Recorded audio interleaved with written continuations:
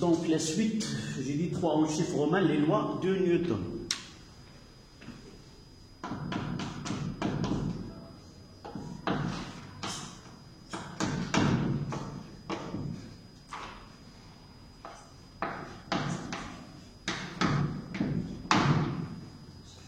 Les lois de Newton. 3.1. Première loi.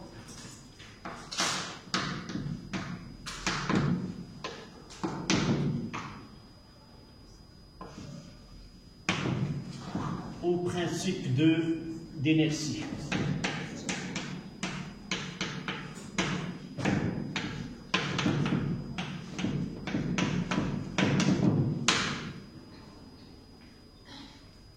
Première loi au principe d'inertie.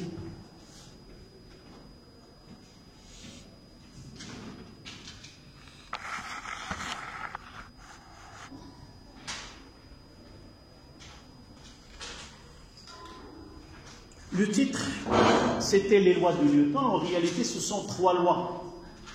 Première loi, deuxième loi et la troisième loi. Elles sont connues par d'autres noms. Le première loi ou le principe d'inertie.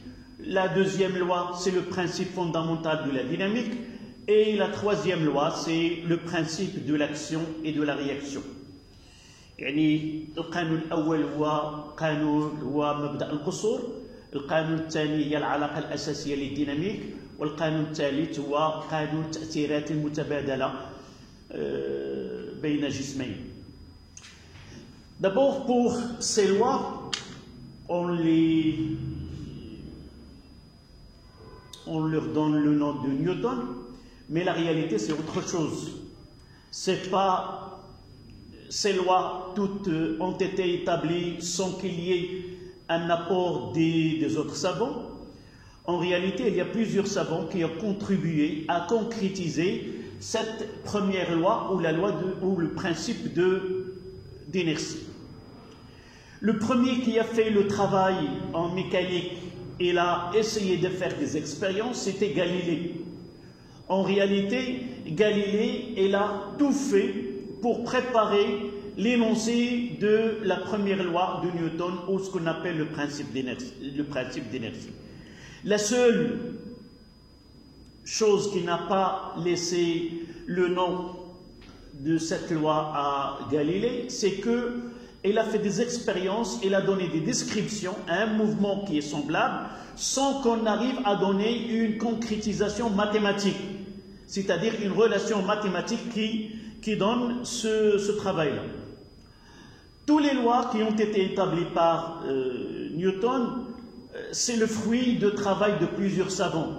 Depuis Copernic, celui qui a changé, malheureusement on ne va pas les étudier cette année-là, on a enlevé la partie qui concerne les mouvements des planètes et les lois de Kepler. C'est lui qui a donné les formules, surtout la troisième loi de Kepler, qui a donné l'idée à Newton pour élaborer ces lois. De toute façon, ces lois, elles décrivent ce qu'on appelle la mécanique newtonienne. Elles reposent sur ces lois. Et le premier principe, la première loi, elle a pris beaucoup de temps à être admise par tout le monde parce qu'il parlait de mouvement absolu, de mouvement relatif. Il y a pas mal de philosophes qui ont discuté Newton dans cette première loi. Vous allez vous rendre compte que mathématiquement, cette loi-là, elle est inclue dans la loi, dans la deuxième loi, mais en réalité, ce n'est pas la même chose. Pourquoi ce principe d'inertie ou la première loi? La première des choses, c'est qu'en physique, il y a des réalités. C'est-à-dire un corps qui se déplace au voisinage de la Terre, il subit un mouvement bien défini. On peut même définir le type de mouvement qui est un mouvement en négligeant par exemple l'action de l'air, on peut dire que le mouvement c'est rectiligne une fois mouvement accéléré. Et par la suite, lorsqu'on applique des relations mathématiques, il faut que ces relations-là soient en concordance avec la réalité. Donc, des lois doivent être appliquées à des corps en mouvement, et pour appliquer ces lois, vous avez déjà écrit que toujours on utilise un référentiel et un repère, et ces lois seront appliquées dans ce référentiel. Pour que la deuxième loi soit appliquée sans aucun problème, il a essayé d'élaborer la première loi, qui est le principe d'inertie. Dans cette loi, elle met en évidence l'effet de la masse. Un corps de masse donnée, et avec sa masse uniquement, il ne peut ni entrer en mouvement, ni arrêter le mouvement uniquement par la propre masse.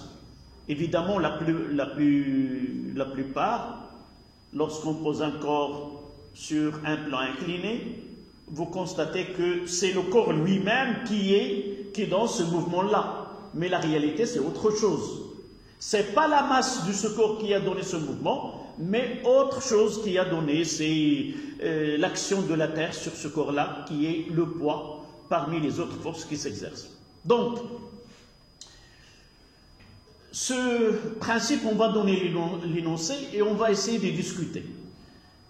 D'abord, vous écrivez.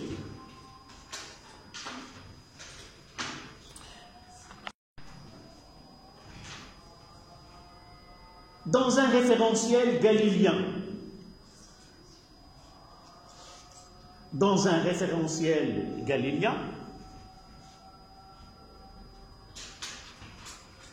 tout système reste immobile,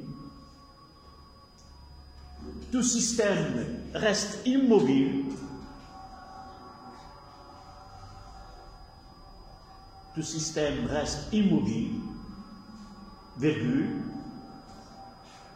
ou conserve un mouvement rectiligne uniforme,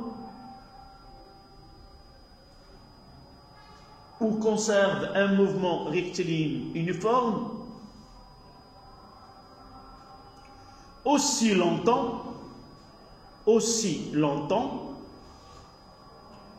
que la somme vectorielle des forces extérieures est nulle. aussi longtemps. يعني سيبقى كذلك ما دام مجموع متجهات أي جسم إما سيكون في سكون. اسمع قلت لك أي جسم aussi longtemps بكيفية دائمة. Ça fait aussi longtemps que la somme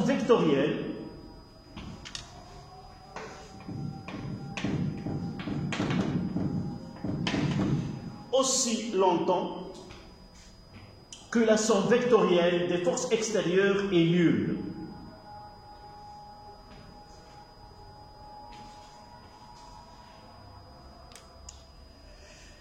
Et là, c'est l'expression somme des forces extérieures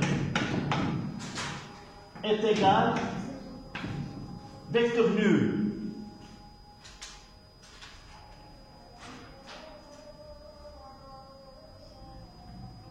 Ceci est équivalent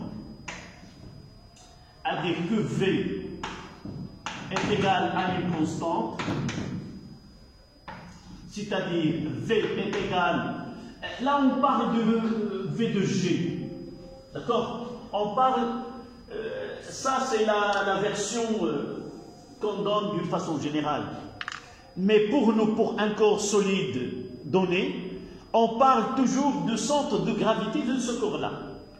Parce que le corps, il peut réaliser d'autres mouvements. Mais ce qui nous intéresse dans ce corps-là, si la somme des forces exercées sur un corps solide est égale, la somme vectorielle est égale à 0, alors la vitesse de centre de gravité est constante.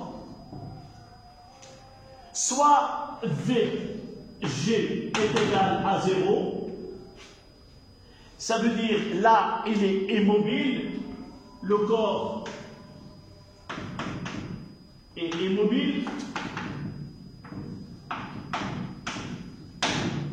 et il restera ainsi, et par sa masse, c'est ça ce que ça veut dire, et par sa masse, il est incapable de réaliser un mouvement immobile, et par sa masse, uniquement, il est incapable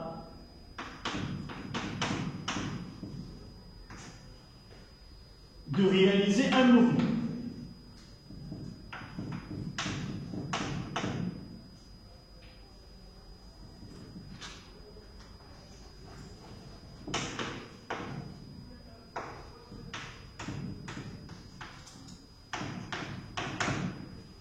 D'accord? Donc le centre de gravité de ce corps, il est immobile, et par la masse de ce corps-là, elle est incapable d'entrer au mouvement. L'autre, c'est que dg différent de 0,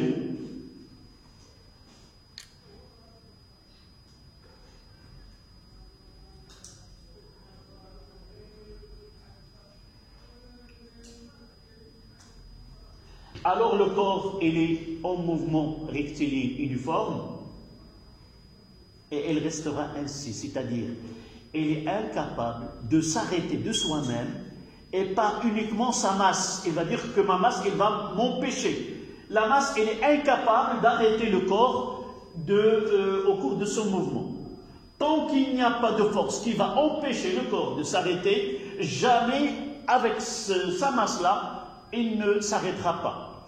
Donc, le mot inertie, ça veut dire quoi? Lorsqu'on essaie de lier la masse d'un corps avec le mouvement qu'il peut prendre, on parlera de l'inertie. C'est-à-dire, un corps de masse M très grande. Donc, cette inertie, lorsque je veux essayer de pousser ce corps-là, je suis incapable de lui donner un mouvement. Quelle est la propriété qui empêche le corps à se déplacer? Cette inertie. Donc, relier la masse au déplacement, c'est l'inertie. D'accord? C'est pour cela qu'on dira le principe d'inertie, c'est-à-dire la masse, بالعربية مبدأ القصور، وكيتفهم هذا مبدأ القصور أن الجسم عاجز أو قاصر على أن يأخذ حركة من ذاته أو أن يوقف نفسه بنفسه. يعني الكتلة عاجزة على أن تعطي حركة أو عاجزة على أن تمنع الحركة للجسم. هذا هو المفهوم ديال مبدأ القصور أو le principe d'inertie. C'est-à-dire la masse en elle-même ne peut donner ni mouvement, ne peut arrêter de mouvement. S'il s'arrête, c'est qu'il y a une autre force qui a été appliquée, ou s'il est en mouvement, c'est une force qui a donné ce mouvement. C'est ça le problème pour Newton, elle va essayer de donner la définition de ce qu'on appelle une force newtonienne. Une force newtonienne, elle est liée à variation de la vitesse. Elle passe de 0 à une vitesse donnée, il y a derrière cette force, ce mouvement, une force. Et si il y a variation de la vitesse, elle correspondra à des forces qui s'exercent. D'accord? Donc voici le principe, le premier principe, c'est-à-dire, j'ai parlé déjà de référentiel galiléen. C'est quoi les référentiels galiléens? Ce sont des référentiels dans lesquels les lois de la physique s'appliquent et sont correctes. Peut-être vous vous rappelez, j'ai parlé déjà des référentiels, il y en a plusieurs, mais parmi toutes les référentiels et les repères qu'on choisit, il y a une catégorie de ces repères qui sont admissibles en physique et on utilise pour appliquer les lois de la physique. Pour nous, ils sont trois. Référentiel terrestre, c'est la durée, elle est courte. Référentiel géocentrique ou le repère géocentrique. Et l'héliocentrique, celui pour étudier les planètes et les astres dans notre système solaire. Terrestre pour étudier le mouvement qui ne dure que quelques minutes. celle géocentrique qui nécessite d'étudier le mouvement d'un satellite artificiel autour de la Terre ou du mouvement de ce type. D'accord? Donc vous mettez remarque.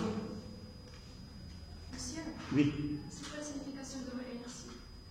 L'inertie, je vais le donner juste un moment, c'est un corps, l'inertie c'est une propriété qu'a un corps à résister au mouvement. Si tu prends un corps, tu essaies de le pousser, si tu trouves des difficultés à le pousser, ça veut dire que c'est l'inertie qui entre en action dans ce mouvement-là. Tout simplement, l'inertie, c'est la résistance au changement de mouvement. Donc, vous mettez remarque, on va l'écrire. L'inertie,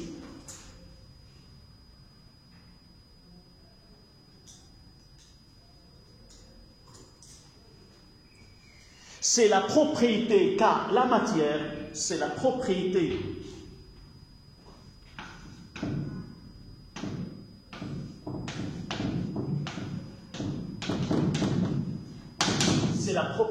qu'a la matière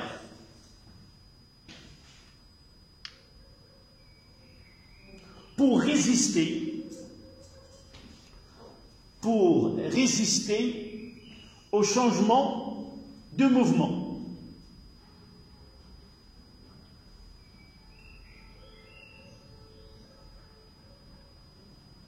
C'est-à-dire, si le corps il est stable, je vais essayer de le pousser. Je sens que je trouve des difficultés à le déplacer. Cette difficulté-là que je sens, ça veut dire que c'est l'inertie de la matière. C'est la matière qui s'oppose à ce changement. Et s'il est en mouvement, j'essaie de l'empêcher, alors je trouve des difficultés à l'empêcher, à l'arrêter. Cette difficulté, c'est l'inertie. Donc la masse, elle est là. Mais une fois qu'on parle de masse et mouvement, ça apparaît l'inertie. Al-Qusur, il y a علاقة الكتلة بالحركة. هي تلك الخاصية اللي عند المادة لمقاومة الحركة التي قد تدخل فيها ذلك الجسم. إذا كانت حركة وبغيت نوقفه فهو غادي يجرني، وإذا كنت أنني غادي نحاول ندفعه فهو كيحاول أنه يردني. هذا هو القصور بالمفهوم ديالو. فهذا المبدأ هذا هو أن كيبغي يبين. ربما أنا ملي قريت هاد الدروس هذه في الوقت ديالي في البكالوريا ما كانش القانون كيتسمى بهاد الصيغة هذه، وكنا كنتعاملوا مع ce qu'on appelle des forces d'inertie. Les forces d'inertie, c'est quoi? Lorsque vous êtes en voiture et on fait un virage brutal, on se sent lancé dans un côté. Ce déplacement-là, on l'appelle une force d'inertie qui est fictive. Cette force-là, Newton ne veut pas faire intervenir ce type de force. Dans un référentiel galiléen, jamais elle apparaîtra cette force-là. C'est pour cela qu'il dit que une force selon Newton, toujours, elle est reliée à la variation d'une vitesse dans ce type de référentiel.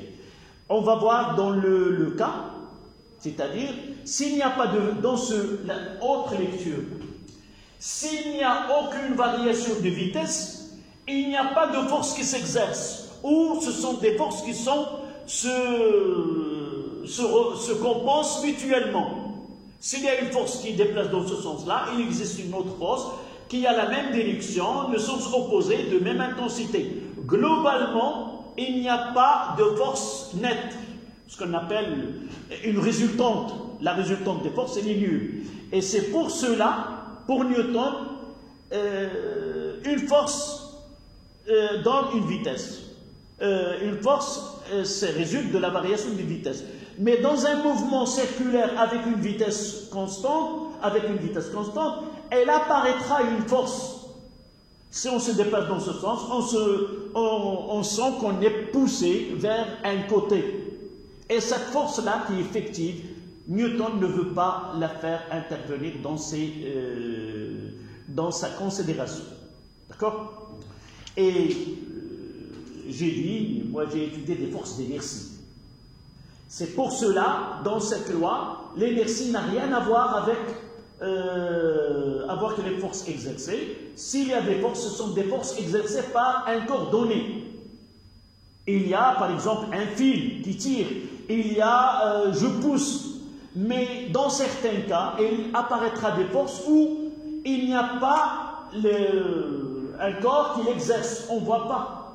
D'accord? Si vous freinez dans un bus et le conducteur freine, tout le monde se déplace vers l'avant.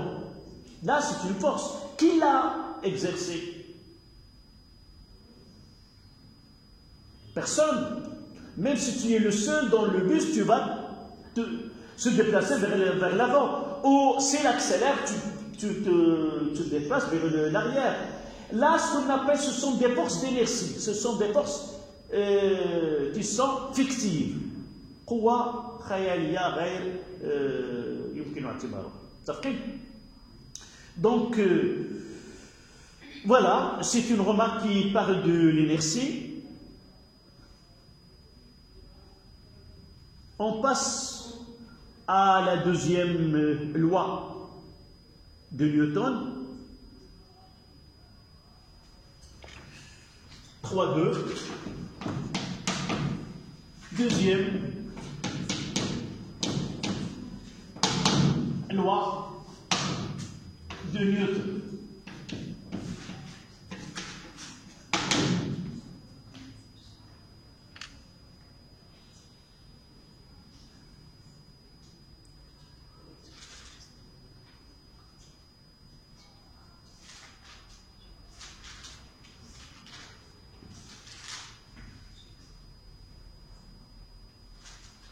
Voilà, vous prenez l'énoncé de la loi.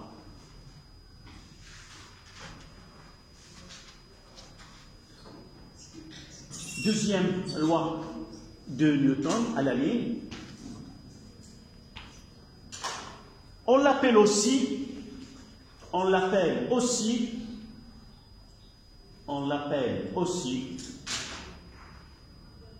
principe fondamental de la dynamique. On l'appelle aussi principe fondamental de la dynamique.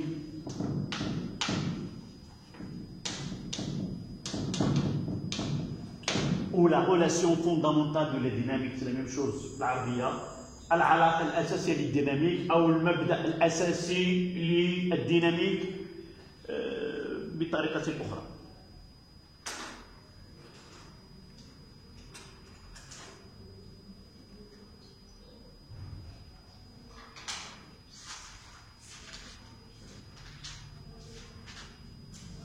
Donc, 2 points. Dans un référentiel galiléen,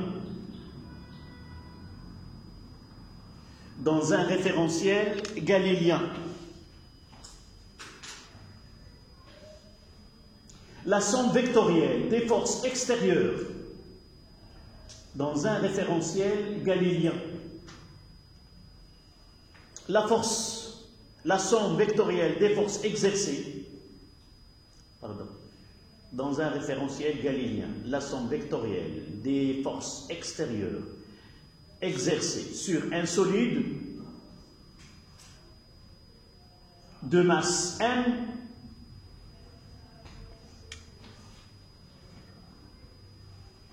et 2 points à la ligne, on va écrire la relation mathématique.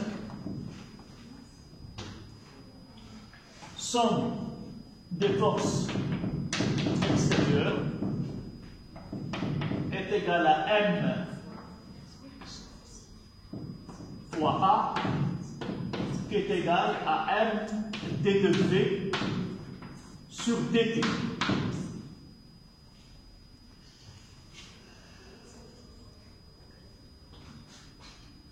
Là, la masse en newton, là, en kilogrammes.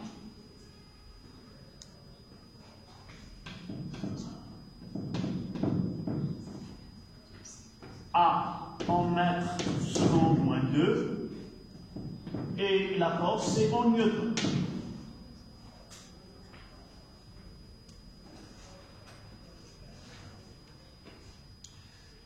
Et vous pouvez constater que dans ce cas-là, 1 newton est égal à quoi? Égal à 1 kg fois le mètre fois seconde moins 2. Le newton est une unité qui est dérivée et il est exprimé en fonction des unités fondamentales, le kilogramme, le mètre et la seconde.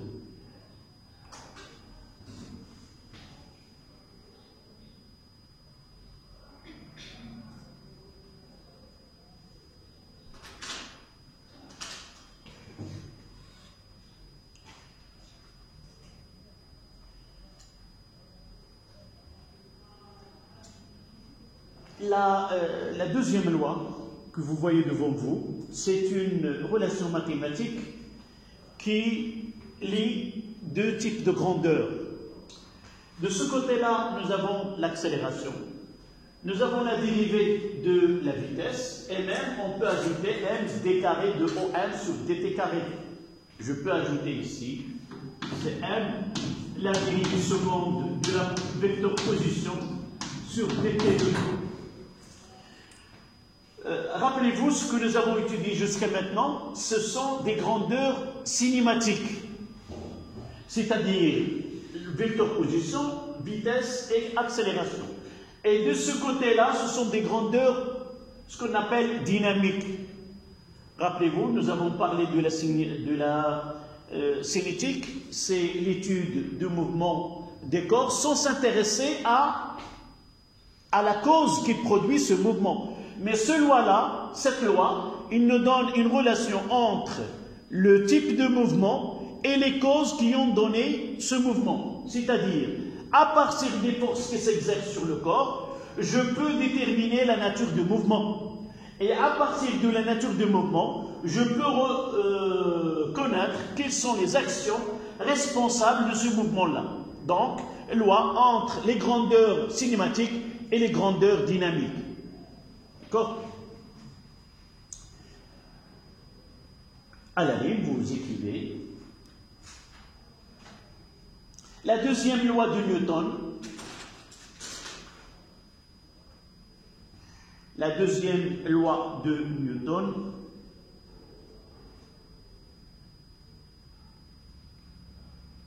nous donne la relation mathématique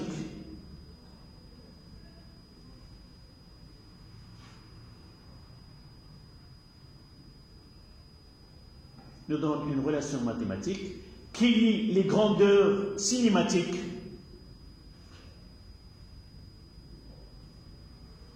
aux grandeurs dynamiques.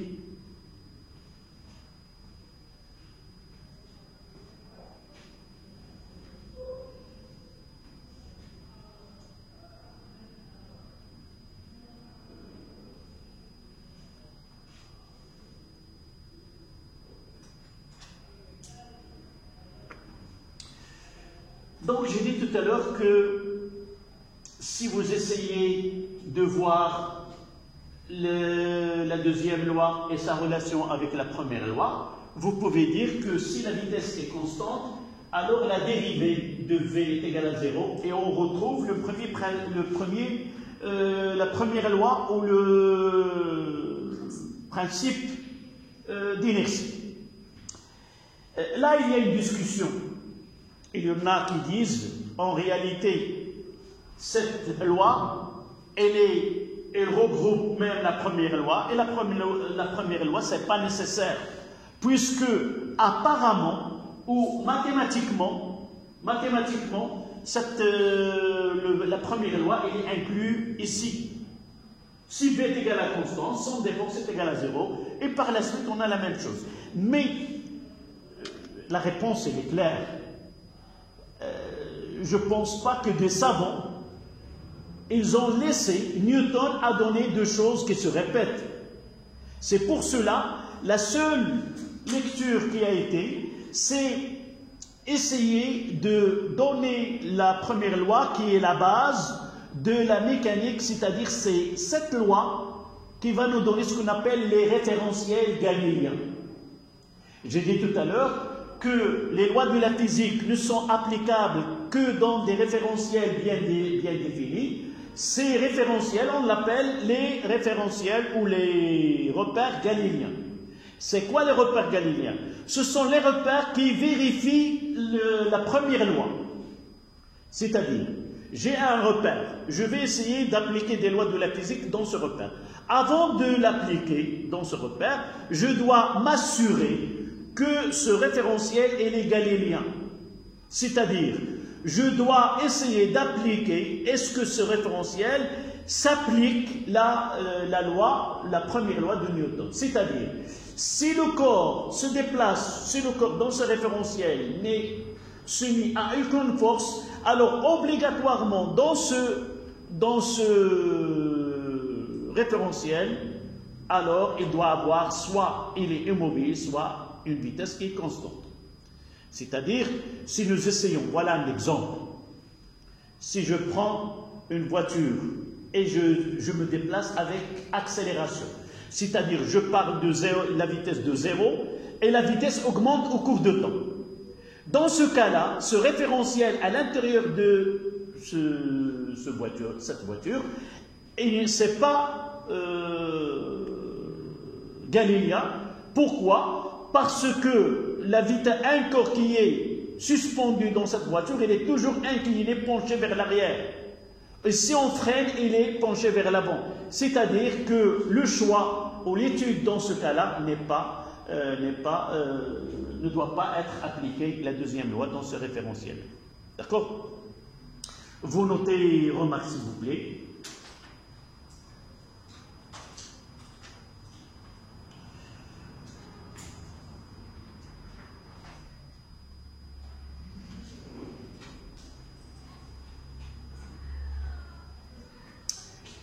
Un référentiel galiléen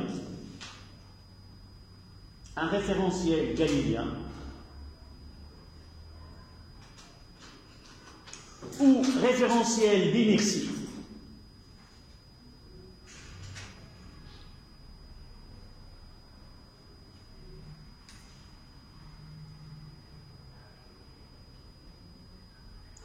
est un référentiel dans lequel le principe d'inertie est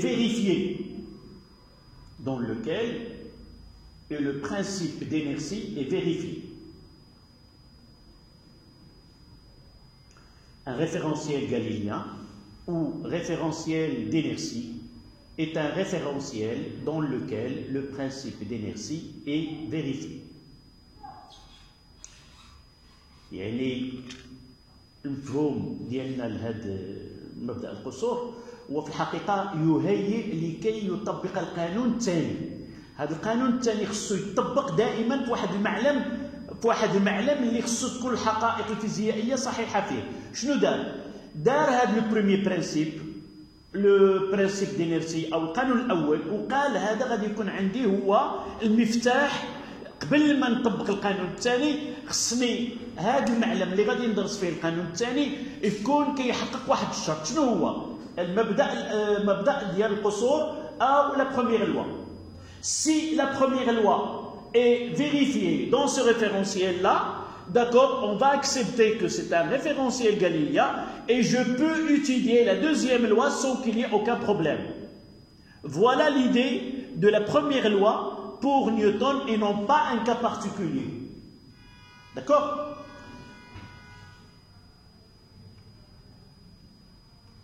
On passe à 3.3, la troisième loi.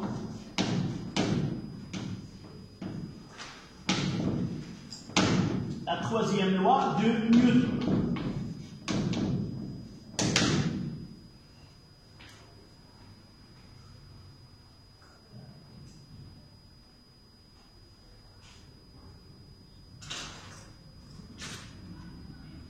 Troisième loi, c'est le principe de l'action et de la réaction. Lorsque deux corps sont en contact, Si le corps A exerce sur le corps B une force F de A sur B, alors le corps B il va exercer une force sur A, qui est F de B sur A. Les deux forces en même direction, même intensité, mais de sens opposé. Que les corps soient immobiles et en mouvement, toujours, cette action n'a rien à voir avec le déplacement. D'accord? Donc vous notez, c'est le principe de l'action et de la réaction. C'est le principe de l'action et de la réaction. Deux points.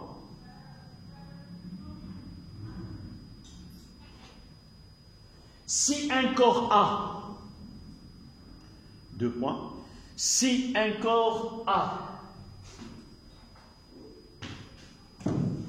exerce une force, si un corps A exerce une force F de A sur B,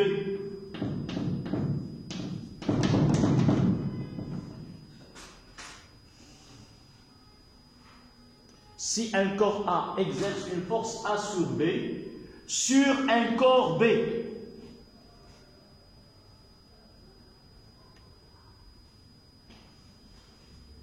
alors le corps B, B majuscule évidemment, exerce une force F de B sur A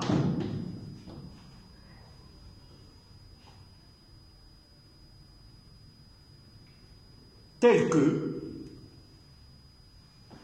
deux points à la ligne, vous mettez F de A sur B est égal à moins F de B sur A. Et on peut la lire d'une autre manière, les deux forces en même direction, les deux forces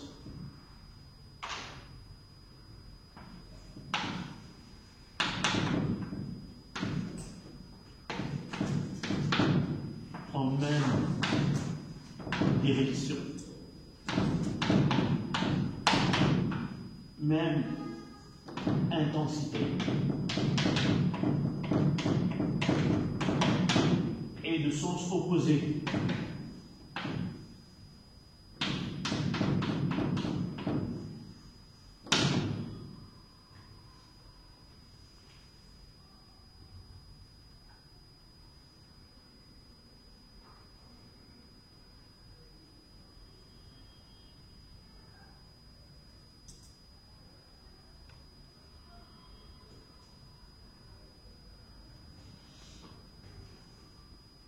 On va essayer d'appliquer. Je vous ai envoyé des exercices. C'était 3 en chiffres. Premier exercice, application 1, mouvement d'un solide sur un plan horizontal. Tu les as vu? Oui, d'accord. Je vais essayer de les noter.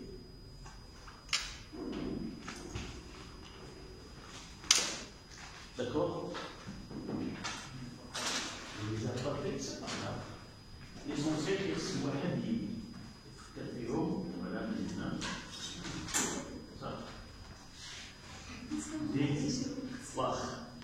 المهم غادي نبقاو دي زيكزارسيس المره الجايه غادي نشوفهم كاملين فهمتي اللي غادي نصحوا ومازال دي زيكزارسيس تمايا المره الجايه ملي الخميس عندنا التصحيح ديال الفرد المنزلي ومن بعد نشوفوا داكوغ.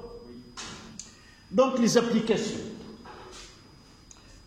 Premier exercice.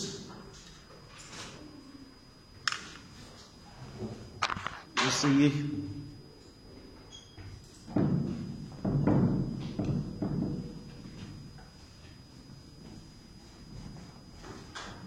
Donc ça sera 4 en chiffres romains.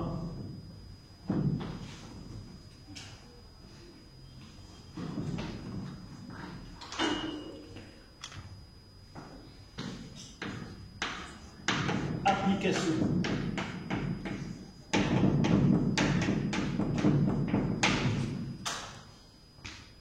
Application de loi de Newton.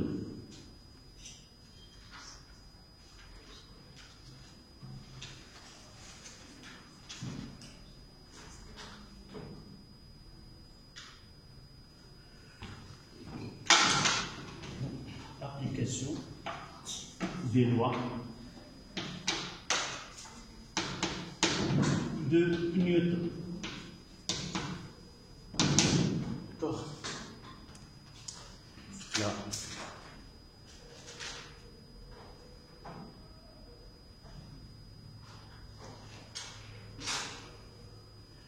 On considère un solide S de masse M est égal à 0,5 kg posé sur un plan horizontal. Pour faire glisser le solide, on lui applique une force horizontale d'intensité F est égale à 2 newtons. On prendra G est égal à 10 mètres secondes moins 2. Premièrement, on suppose que le mouvement se fait sans frottement. 1, 2, c'est 1, 0. 1, 2, faire l'inventaire des forces appliquées au solide, les représenter sur un schéma. Premièrement, on suppose que le mouvement se fait, donc je reproduis le solide S. Là,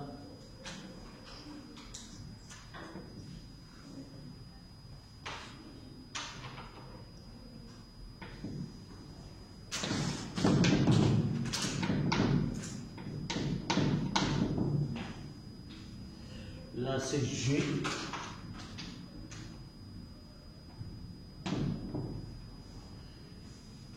Une force F.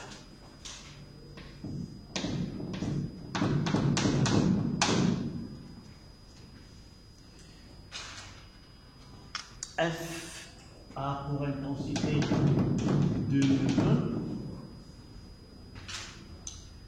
Donc, premier déplacement sans frottement.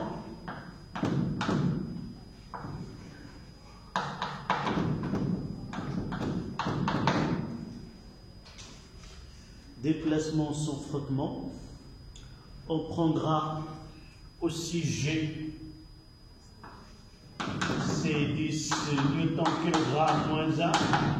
On prendra, on verra par la suite que l'unité, nous avons déjà, vous pouvez déterminer l'unité de G. Nous venons de voir que 1 newton est égal à quoi? Kilogramme, mètre, seconde, moins 2. Et vous pouvez voir que l'unité, c'est mètre, seconde, moins 2. Ça, mètre, seconde, moins 2. C'est la même chose. Donc, 1.1, faire l'inventaire des forces exercées sur le solide et les représenter. 1.1,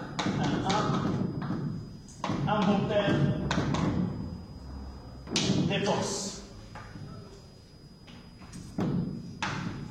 extérieures, évidemment.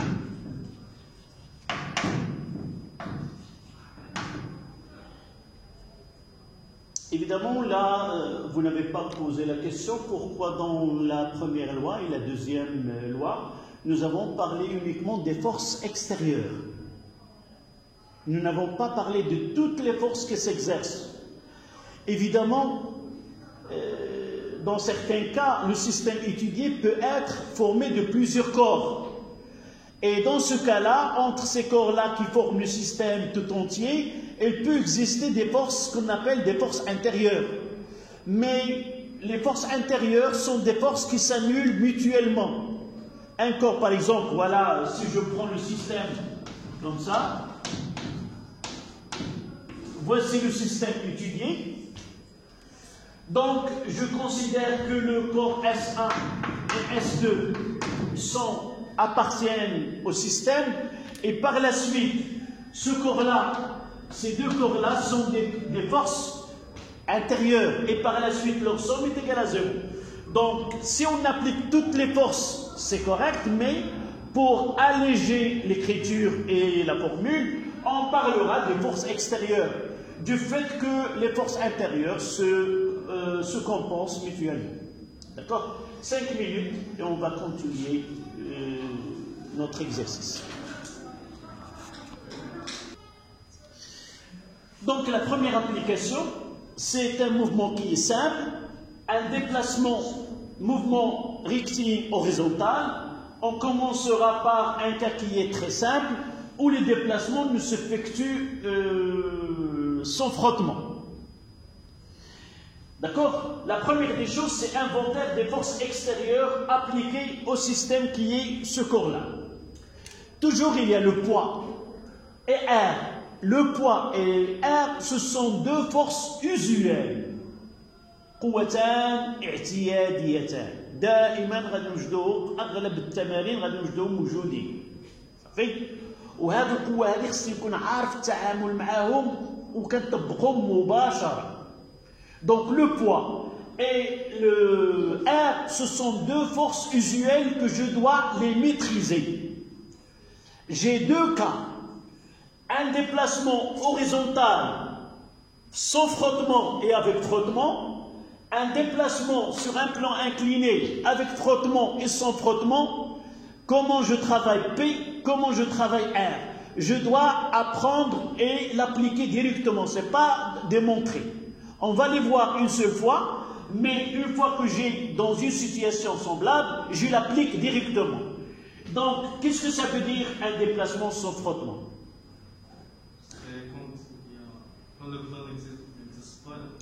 D'abord, l'action de contact entre deux corps s'effectue, si vous voulez, c'est une action qui est composée, généralement.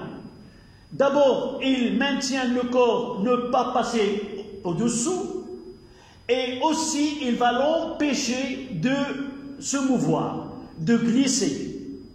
Donc R, il est composé en réalité de deux forces. On va l'appeler Rn et R tangentiel. Ces deux actions en une. D'accord? Et dans certains cas, il n'y a qu'une seule face de ce R, et dans certains cas, il y a les deux faces. Dans ce cas-là, maintenant on va l'appliquer dans un exercice, ce n'est pas de discuter. Lorsqu'il y a un déplacement sans frottement, R elle est perpendiculaire à la surface de contact. D'accord? Elle est normale. Donc R, ici, je vais mettre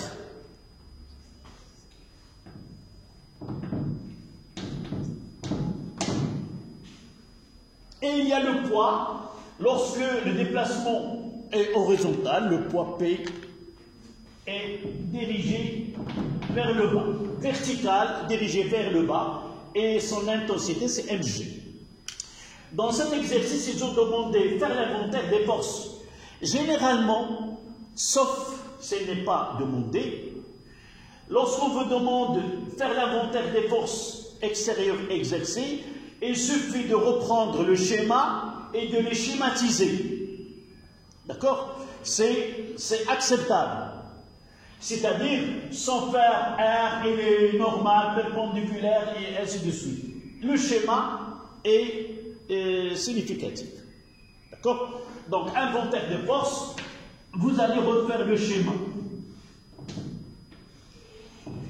Comme réponse, il y a P, là, P, ça commence de G. Ici, il y a R, ça commence de là. C'est une action qui est répartie. Et R, c'est la résultante. C'est une action qui est répartie. On peut la représenter par une seule force qu'on appelle la résultante. Et la force F qui est comme ça. Dans cette représentation, il y a l'inventaire des forces. Vous voyez que le point d'application, il est là, l'autre, il est là, et là, la direction et le sens. D'accord? Ça, c'était la première question, faire l'inventaire des forces, les représenter sur le schéma. Dans cet exercice, en réalité, on va mettre OR. Ça, c'est le point d'application et le vecteur force. Là, on mettra AF et GP. Voici l'inventaire des forces, sans dire aucune chose, c'est tout est dit là.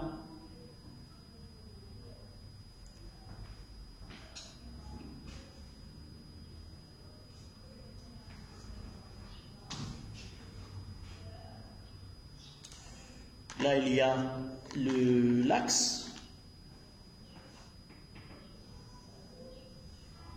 La CX, la CO et la C.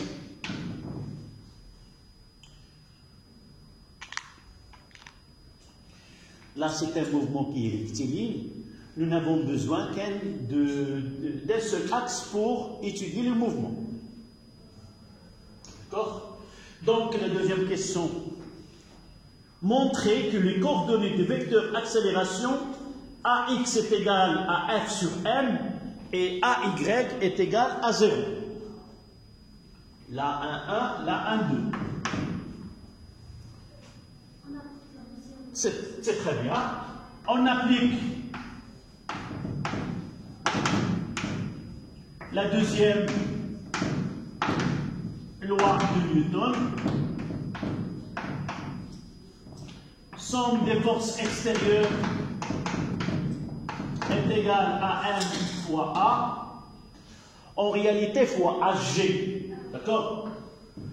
Pourquoi? Nous avons déjà dit que en mécanique, à notre niveau, on n'étudie pas le corps tout entier, dans sa globalité avec ses dimensions, mais généralement, soit qu'on considère un point matériel, soit qu'on considère l'étude de centre de gravité G. Pourquoi? Parce que dans un corps solide quelconque, il y a un seul point qui a un mouvement particulier qui n'est pas la même pour les autres points, c'est G. Et c'est pour cela, en réalité, la deuxième loi doit être appliquée toujours sur G. Sauf si le corps réalise une translation rectiligne. C'est quoi la translation rectiligne? Ça veut dire qu'il ne réalise pas un mouvement de rotation.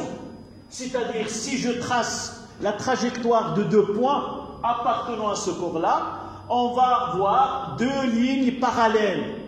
Si les trajectoires sont l'une traverse l'autre, ça veut dire que le mouvement n'est pas une translation rectiligne. Lorsque le mouvement est une translation rectiligne, on ne parle ni de G, ni de A, ni de B. L'accélération de G, elle est la même de tous les points de ce corps solide qui est A. D'accord? Donc si vous trouvez dans un exercice déterminer l'accélération A du solide, ça veut dire que ce solide réalise un mouvement de translation. On ne différencie aucun point. Mais généralement, on traitera G parce qu'un corps peut réaliser un mouvement de rotation autour de lui-même. Lorsque je lance celui-là, il y a plusieurs mouvements qui se produisent. Mais la translation, c'est quoi? Si je prends ce corps-là et je fais comme ça, mais pas comme ça. Là, ce n'est pas une translation. Et il y a des points qui ont des mouvements différents des autres. D'accord? Donc, dans cet exercice, ils n'ont pas mentionné G. Donc, ça se voit qu'on peut considérer que le mouvement de translation. Donc, là, l'application, c'est F plus R plus P est égal à MA, d'après l'exercice.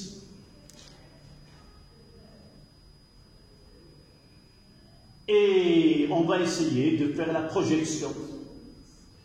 Là, ils n'ont pas donné l'autre axe. On peut dire que projection sur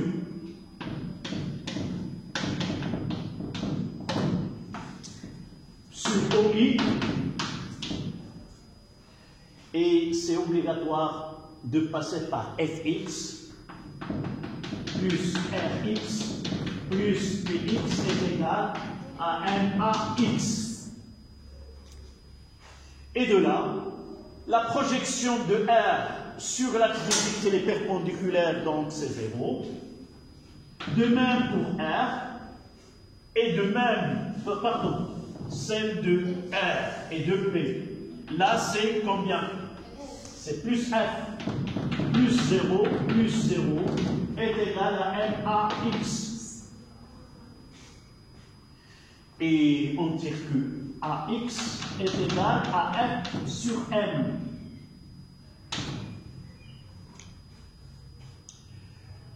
En réalité, dans cet exercice, on doit associer au schéma un repère OIJ. Mais puisque dans l'exercice, il nous dit un mouvement s'effectue sur l'axe OI, on peut dire sur l'axe des Y, quoi? Est-ce qu'il y a un mouvement? Donc, sur l'axe des Y, il n'y a pas de mouvement. Donc, AV est égal à 0 et AY est égal à 0. Donc, sur l'axe OJ, il n'y a pas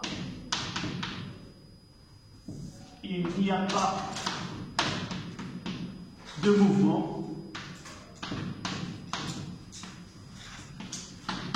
Donc, VY est égal à 0 et AY est égal à 0. Maintenant, je peux écrire que A est là comme coordonnée. C'est AX est égal à F sur M et là 0. Sans oublier que ça c'est une constante.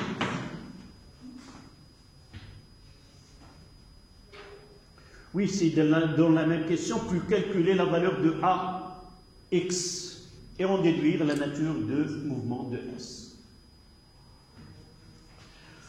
Application numérique. AX est égal à 2 divisé combien la masse? 0,5. Donc 2 divisé par 0,5, ça donne 4 mètres secondes moins 2.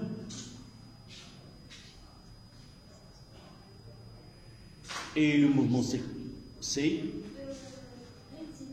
rectiligne uniformément varié. C'est acceptable, mais on peut dire accéléré. Uniformément accéléré. Pourquoi? Parce que le sens de mouvement et le sens de l'axe et la projection de AX elle est positive. N'oubliez pas, AX positif si le sens de l'axe, le sens est coïncide avec le sens de mouvement. D'accord? Mais généralement, la réponse, le mouvement est rectiligne uniformément varié et accepté. D'accord?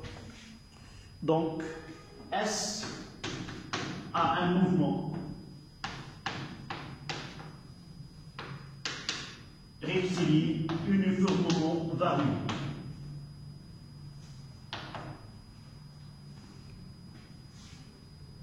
Sauf si on demande montrer que le mouvement est rectiligne uniformément accéléré ou retardé. Si on spécifie la nature de mouvement, vous devez ajouter la phrase que nous venons de dire.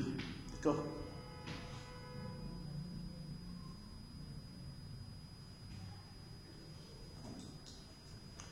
La question suivante, c'est un 3.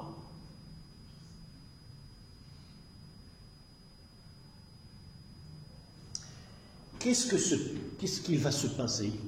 C'est on supprime la force F.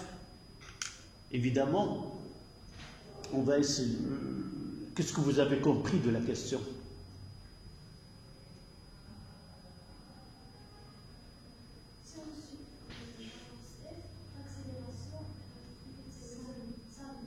Oui. Oui, sauf la précision ici, si on supprime la force F au cours de mouvement. Il faut que le corps soit en mouvement. Mais si on supprime la force F avant, d'accord, il faut ajouter le terme en mouvement. Au cours de mouvement, subitement, on va supprimer F. Par exemple, il y a un fil, on va couper ce fil-là. D'accord? Donc, un 3. On va répondre. Au cours du mouvement, au cours du mouvement, et si on supprime la force F,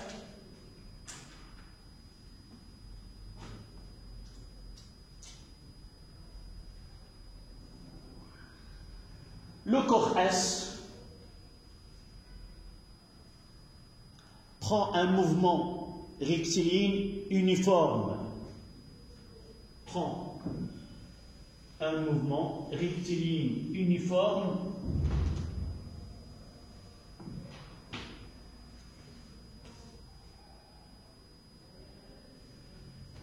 puisque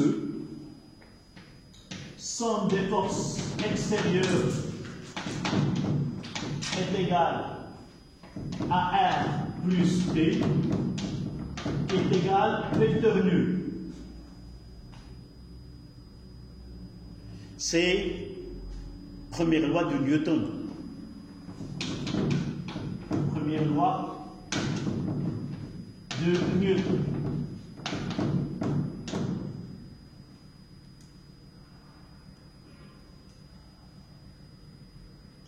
Alors je peux rendre la question un peu difficile en demandant à quelle vitesse il va continuer son mouvement, sachant qu'après 3 secondes de départ,